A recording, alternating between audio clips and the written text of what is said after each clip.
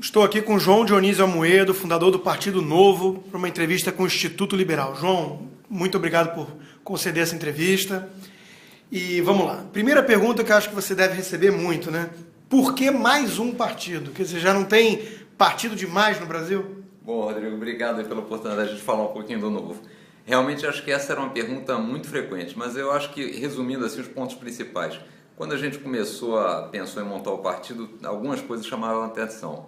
A primeira era o seguinte, a gente dizia, bom, a gente no Brasil paga uma carga tributária enorme e não tem serviços razoáveis em contrapartida. Então tem alguma ineficiência, tem alguma coisa funcionando mal aqui. Segunda demanda era, bom, as pessoas precisam participar da política, porque só assim que as coisas podem mudar. E a gente olhava o cenário e dizia, bom, ninguém quer participar dos partidos que estão aí por dois motivos principais. Um, porque todos eles já se sentem, as pessoas sentem que já tem um dono, que não vão poder entrar, tem medo de entrar na política. Então a gente achou que começando um partido do zero seria mais fácil atrair as pessoas. E segundo, quando a gente começou a olhar a ideia da defesa de um Estado menor, de um Estado menos intervencionista, da maior participação dos indivíduos, isso não era vendido por nenhum dos partidos existentes. Então, em função dessas duas coisas principais, que a gente disse, bom, vamos tentar esse trabalho difícil e complicado e bastante burocrático, mas o caminho passa por aí, passa pela montagem de alguma coisa diferente de tudo que está aí. De tudo que está aí. Era esse o espírito. E aproveitando o gancho, então, o que o Novo traz de novo, já que não é nenhum partido desse que está aí que represente esses valores e ideias, o que ele traz de novo efetivamente? Eu acho que tem dois tipos de coisa. Quer dizer, primeiro, o Novo se iniciou sem nenhum político. Quer dizer, a gente começou o partido com pessoas que nunca tiveram participação política efetiva, nem concorreram a nenhum cargo eletivo, então essa é uma primeira característica. A segunda característica, dentro do próprio Estatuto do Novo, a gente procurou fazer algumas coisas diferentes, quer dizer, de fato o partido passar a ser um pouco responsável pelas pessoas que ele está candidatando, das pessoas que ele está dando suporte. Então, no Estatuto do Novo tem alguns diferenciais, isso está mais claro no site, mas diferenciais que não existem nos partidos, segregando até a gestão partidária da gestão pública, né? E o terceiro era esse ponto de, olha, o Estado é muito intervencionista, dificilmente alguém vai para lá defender que o Estado deva ser menor, porque você quando você quer ter mais poder, você quer ter mais participação e até acho que as pessoas tendem a achar que elas vão resolver o problema das outras pessoas. Então esse conceito de você devolver ao indivíduo e fazer a venda de um Estado e trabalhar para que o Estado menor é um negócio que estava muito pouco presente aí nas opções que a gente tem hoje. Então por essa linha que a gente achou que tinha que começar a trabalhar. Tá, e aproveitando então para focar nesse terceiro ponto, eu mesmo tenho sido um crítico de que há uma hegemonia de esquerda no Brasil. Todos eles que estão aí, pelo menos os principais partidos, de alguma forma ou de outra defendem essa solução via mais Estado, né? Eu sei que rótulos são perigosos, eles simplificam demais, mas vamos lá, se eu te colocar que Reagan e Thatcher são de direita e que o modelo que temos no Brasil hoje é de esquerda, o Novo teria algum problema de se identificar com essa direita? Não, a gente não teria problema em se identificar com essa direita. Por que a gente até tem evitado alguns rótulos? Eu particularmente tenho uma preocupação grande pelo seguinte, quer dizer, no Brasil os rótulos são muito mal interpretados, as pessoas não têm a noção correta do rótulo e usam isso como uma simplificação. A gente prefere ir muito mais na lógica das ideias, na lógica dos argumentos. E a gente sempre tem o receio de, ao adotar um rótulo, você eliminar o debate. Então a gente não quer eliminar com as pessoas o debate em cima dos nossos valores, das nossas ideias, dos nossos princípios. Agora, claramente, na hora que a gente expõe no que o Novo acredita, livre iniciativa, livre mercado, o indivíduo como gerador de riquezas, ele se aproxima claramente de um rótulo liberal ou de direita. Sim, para quem entende esses conceitos com toda a linhagem do liberalismo clássico ou de concentrar no indivíduo a soberania em vez de no Estado, seria então associado a esse pensamento dito de direita. Né? Exatamente. Tá. Em relação à privatização, tema do meu último livro aí, Privatize Já. O que falta privatizar? O Novo tem postura em relação a isso firme? Faz sentido um Estado empresário, inclusive nos setores de petróleo ou de bancos, por exemplo? Eu acho que não faz sentido nenhum. O Novo defende que, normalmente, o Estado dado o mesmo custo, é muito mais ineficiente do que a iniciativa privada. O Estado tem uma competência muito limitada, então ele já cuida mal de algumas coisas que ele deveria estar fazendo, como segurança, saúde, e não tem porquê, educação, quer dizer, não tem porquê o Estado estar se metendo em exploração de petróleo, em manutenção de estradas, em bancos, quer dizer, não tem porquê o Estado estar nisso, quer dizer, então a gente é totalmente a favor dessas áreas serem privatizadas, o Estado reduzir a sua atuação e focar naquilo que dificilmente a iniciativa privada vai conseguir fazer ou consegue fazer, pelo menos hoje, no estágio atual do país. Essa era a próxima pergunta, então. Quais seriam essas principais funções que sobrariam na mão do Estado? A gente acredita que na preservação do valor da moeda, a educação, nós acreditamos que o Estado deva focar na educação básica, prover uma educação básica de qualidade, depois nível superior, e acho que a iniciativa privada pode dar conta disso. E qual a opinião sobre os vouchers defendido por Milton Friedman, que é a Vale Educação, né? Que você delega o poder de escolha às famílias e gera competição do lado da oferta? A gente acha esse uma boa alternativa, quer dizer, sem dúvida é algo para ser mais explorado no Brasil, que é muito pouco utilizado, ou quase nada utilizado, né? Então não faz sentido, quer dizer, a gente imagina que realmente você ficar focando no ensino superior, criando bolsas e mais bolsas, quando é o ensino básico, onde você realmente poderia diminuir as desigualdades, isso não foi ainda entregue, né? Então acho que o Estado deveria estar nisso. Complementando então a sua pergunta, então preservação da moeda, educação básica, segurança, né? Quer dizer, defesa das fronteiras, tudo a partir de relações internacionais. E aí saúde seria outro tópico, mas esse também, acho que esse pode ser desenvolvido pouco mais com a iniciativa privada também, lembrando sempre que no Brasil, quer dizer, existem alguns lugares onde dificilmente você vai ter interesse da iniciativa privada, tanto na educação quanto na saúde, em estar presente. Então, acho que o Estado, a gente entende que ele deve ter situações emergenciais onde ele aí dá suporte a uma população mais carente. E de preferência de forma descentralizada, imagino eu, né? De forma totalmente centralizada. Sempre perto do local que é mais necessário, a gestão costuma ser mais eficiente do que concentrado num poder distante em Brasília, por exemplo. Exatamente. Quer dizer, quanto mais descentralizado, quer dizer, é o mesmo raciocínio que leva no limite a gente achar que nenhum gestor melhor do que o próprio indivíduo da sua vida. Então, quanto mais descentralizado, quer dizer, quanto mais na ponta puder ser isso, melhor. Tá certo. Partindo mais para o dia a dia, para o cotidiano dos eleitores aí em potencial, como é que melhoraria a questão da infraestrutura no Brasil? A gente sabe que isso é um grande gargalo, a gente sabe que isso é um dos principais itens do tal custo Brasil. Qualquer empresário sofre com logística, com transporte. Como é que a gente poderia melhorar isso no Brasil? Qual é a proposta do Novo? Olha, acho que aí a gente ainda está, eu diria para você o seguinte, nós estamos muito ainda na questão dos valores, então algumas coisas que a gente entende que vão nessa linha. Primeiro, desburocratizar. Segundo, o que a gente vê hoje, quer dizer, há uma grande preocupação do governo em tabelar a taxa de retorno dos investidores. É uma preocupação muito grande de quanto o investidor vai ganhar, quando na verdade a concorrência, a livre concorrência, o incentivo à concorrência vai fazer com que a gente tenha mais pessoas, mais investidores, mais empresas tendo interesse em atuar na infraestrutura e consequentemente a própria competição vai levar a melhor tarifa sem deixar com que o serviço deixe de existir, deixe de ser bem feito, né?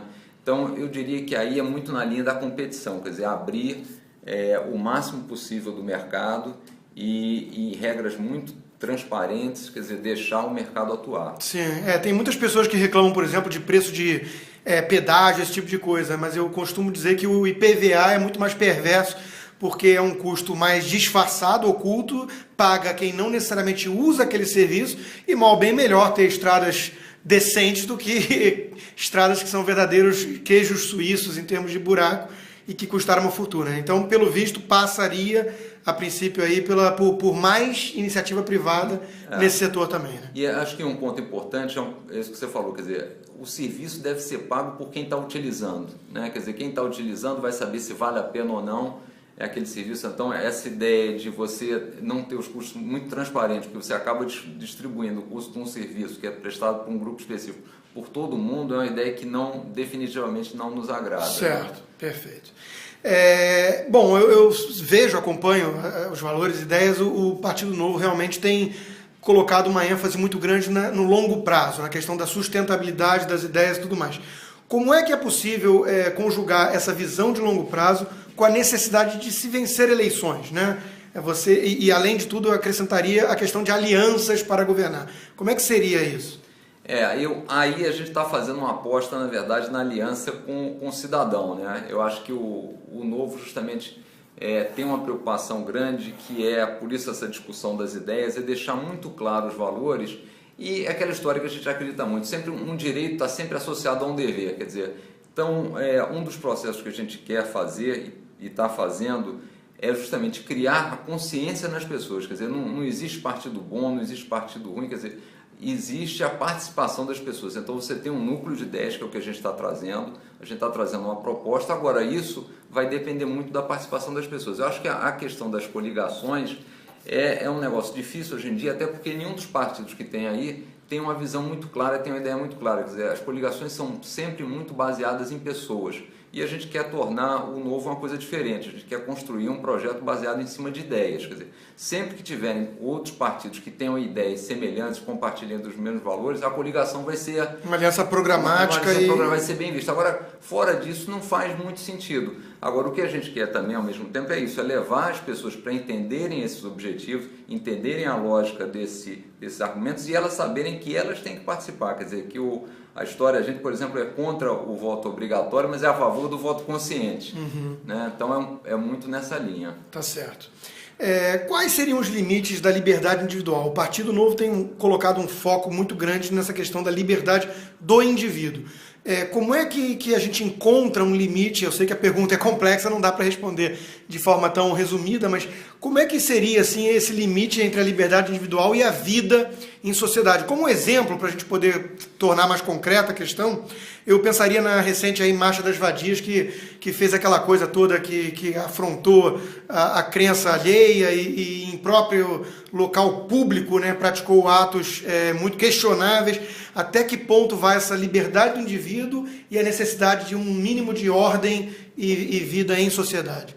Eu acho que aí, eu até andei lendo algumas coisas nessa linha, e que uma dessas leituras me levou muito à ideia do que eu acho que seria razoável. Quer dizer, eu acho que aquilo tudo que a pessoa faz dentro da sua privacidade, sem ferir terceiros, ela deve ter total liberdade. Na medida em que você começa a incomodar terceiros e a fazer coisas em vias públicas, em locais públicos, faz todo sentido ter algum tipo de limitação. Quer dizer, você não pode forçar outras pessoas a serem obrigadas a partilharem de atos ou de manifestações em locais públicos, interferindo no direito de terceiros, né? Então, liberdade não seria o sinônimo de anarquia, né? Exato, liberdade não seria o sinônimo de anarquia. Eu acho que a liberdade é o direito de escolha de cada um, desde que ele esteja funcionando dentro do universo dele.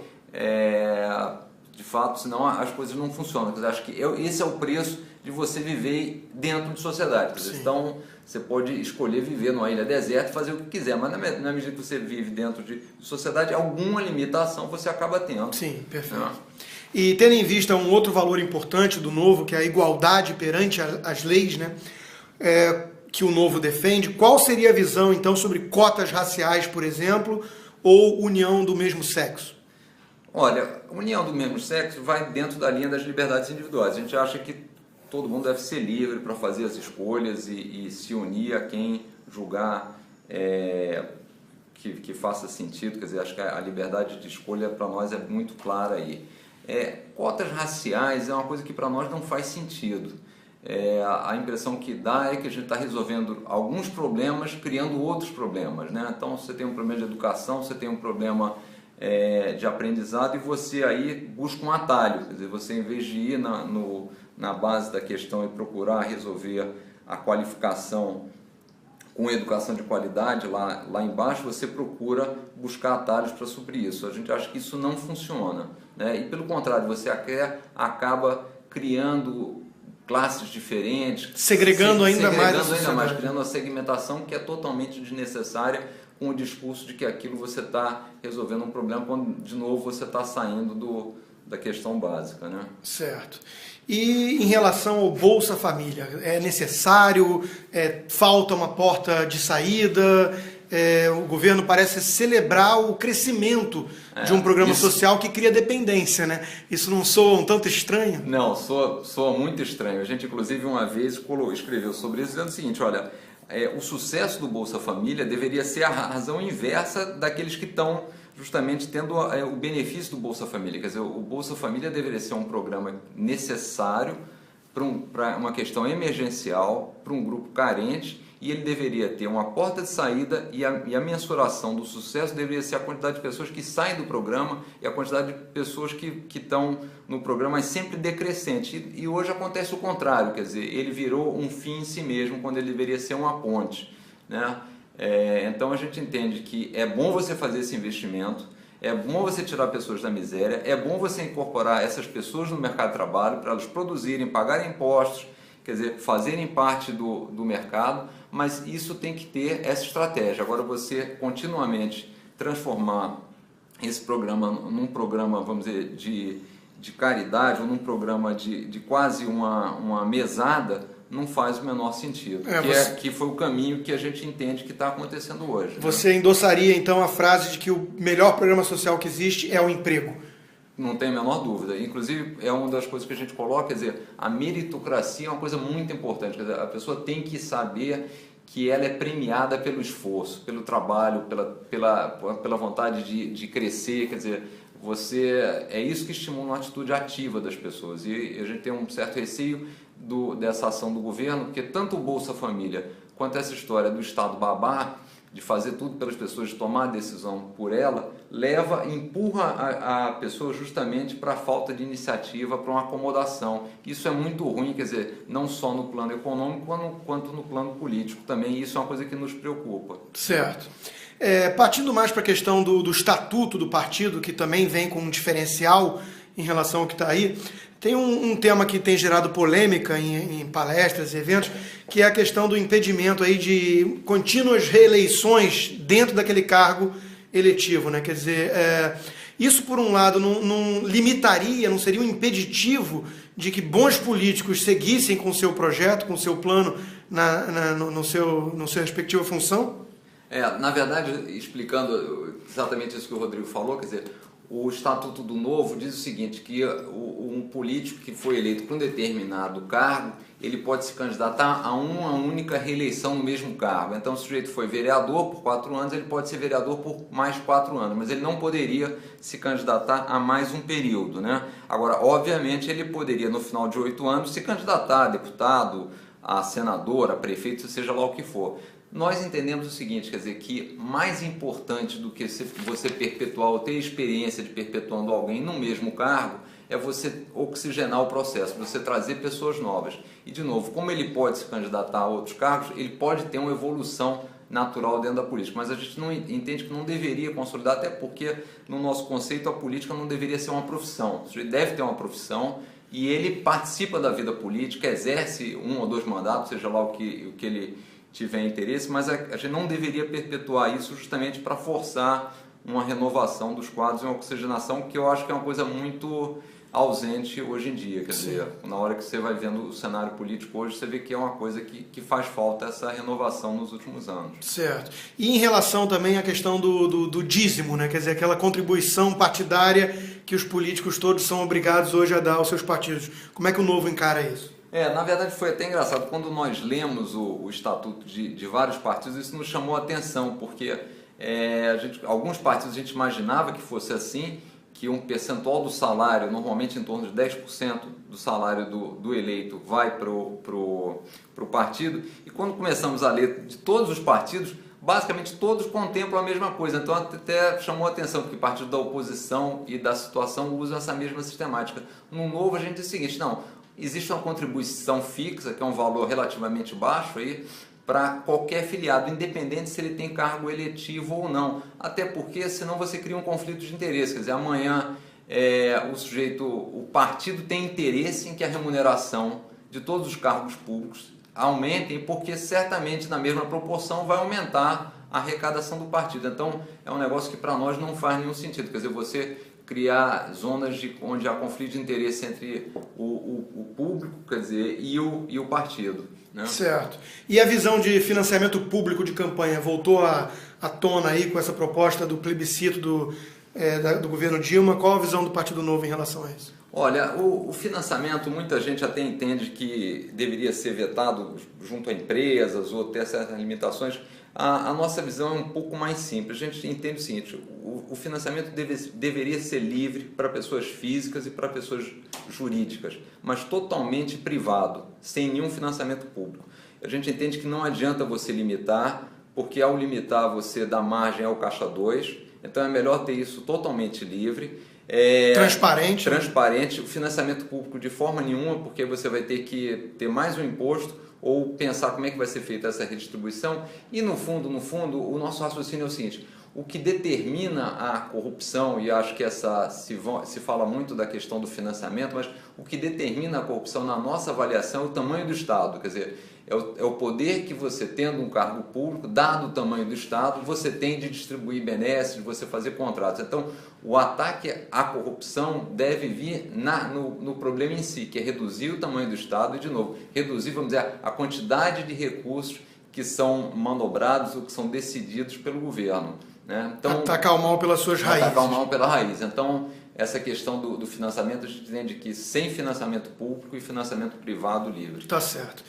Quais as propostas, a princípio, do partido para reformas necessárias para o Brasil aí, principalmente trabalhista, tributária e previdenciária? Eu sei que numa resposta de 2 minutos não tem como abranger tudo isso, mas uma ideia, pelo menos, da direção que vem na cabeça. Olha, na direção, por exemplo, vamos na trabalhista inicialmente, quer dizer, a gente entende que precisa flexibilizar a trabalhista, que no Brasil é muito amarrada. Então, só para dar um exemplo básico, quer dizer, fundo de garantia. Fundo de garantia,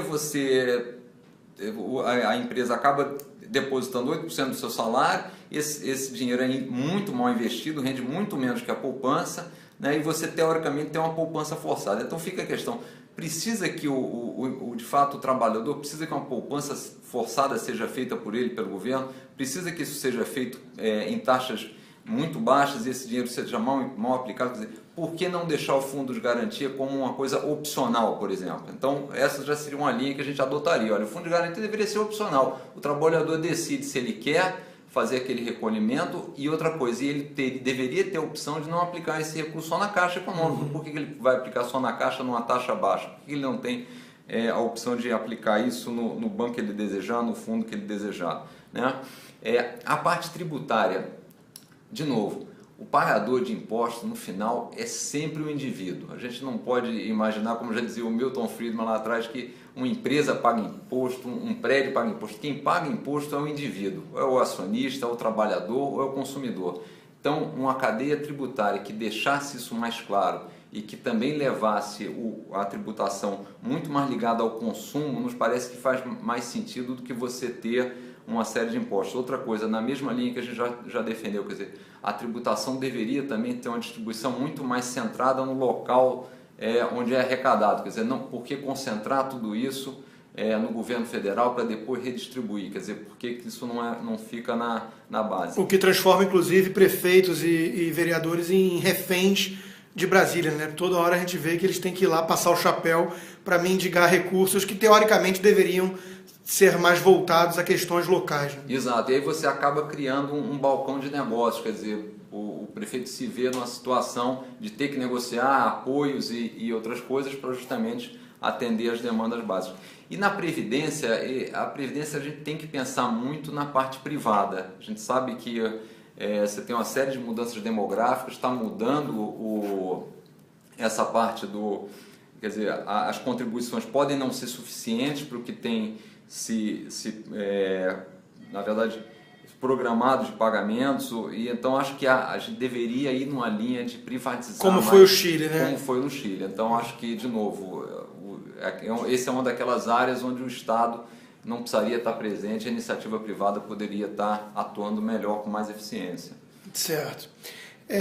Partindo por uma questão aí mais sensível para muitos eleitores hoje em dia, como é que o partido pretende lidar com a questão ambiental? A gente quando fala da questão ambiental, a gente prefere sempre colocar ela como um sub-item do pensar o longo prazo. Quer dizer, às vezes, vendo algumas coisas, dá um pouco de receio, um foco único exclusivamente na parte ambiental, sem quantificar isso. Quer dizer, então eu fico preocupado quando você fala o seguinte: olha, a gente vai fazer alguns investimentos, alguns subsídios que vão levar, que estão um foco só no lado ambiental, e no fundo você está deixando uma conta grande para a próxima geração. Então a gente entende o seguinte: olha, a questão ambiental é importante, mas ela tem que ser precificada junto com outras coisas para que você não crie um desbalanceamento. Quer dizer, o custo de você adotar algumas opções tem que ser levado em conta, porque senão você fica com uma visão de muito curtíssimo prazo, né? Então é um exemplo: então você briga para não fazer uma hidrelétrica, porque vai ter o problema da linha d'água, não sei o quê, e aí você não tem energia suficiente e acaba usando um outro mecanismo,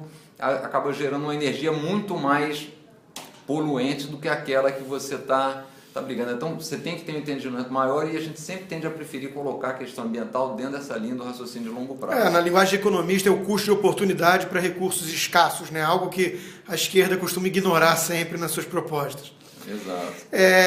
A visão em relação à maioridade penal e o desarmamento. E aí, como um corolário disso, qual é a proposta do Novo para conter a criminalidade, um dos temas mais complicados e preocupantes aí no Brasil?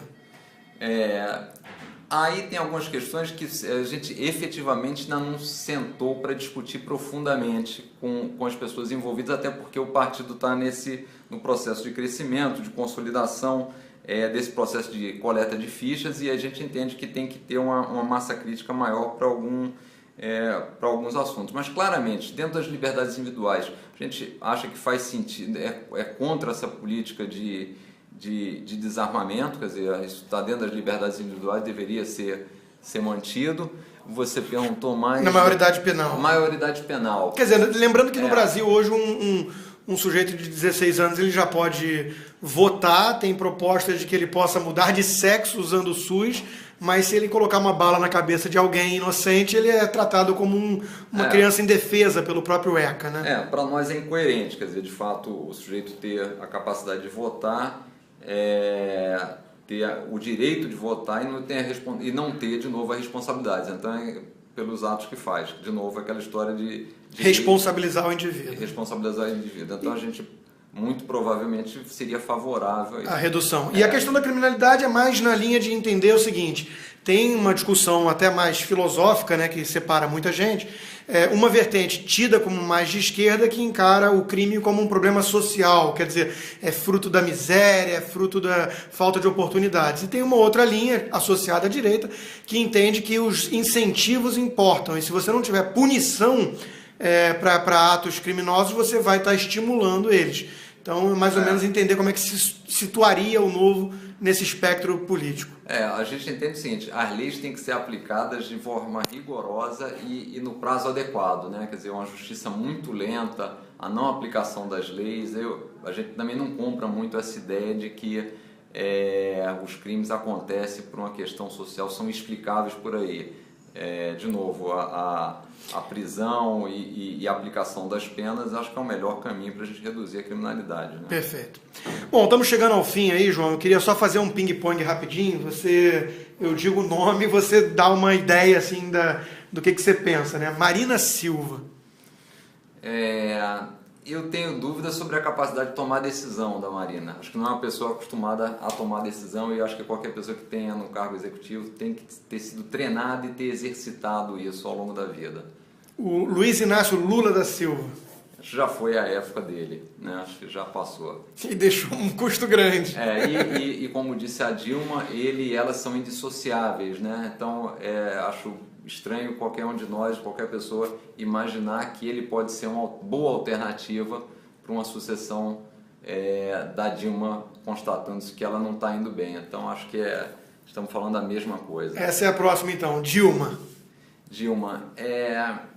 Não causa muita surpresa, quer dizer, porque as pessoas diziam que ela não era uma boa política, mas era uma boa gestora.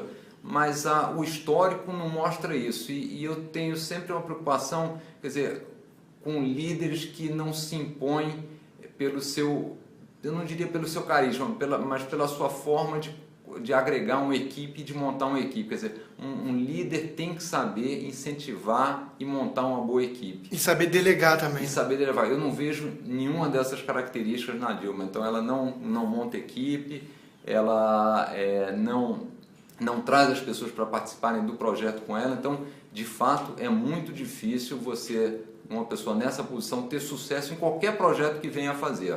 Certo. Joaquim Barbosa. Eu tenho medo desses endeusamentos no Brasil, de você sair das instituições e procurar o salvador da pátria. Quer dizer, eu acho que se as instituições estão ruins, se o Congresso está ruim, se os partidos políticos estão ruins, vamos tratar de trocar as pessoas dentro dessas instituições, mas as coisas têm que ser feitas pelas instituições democráticas existentes. Escolher um salvador da pátria não é o melhor caminho. Menos personalismo, né? Aécio Neves.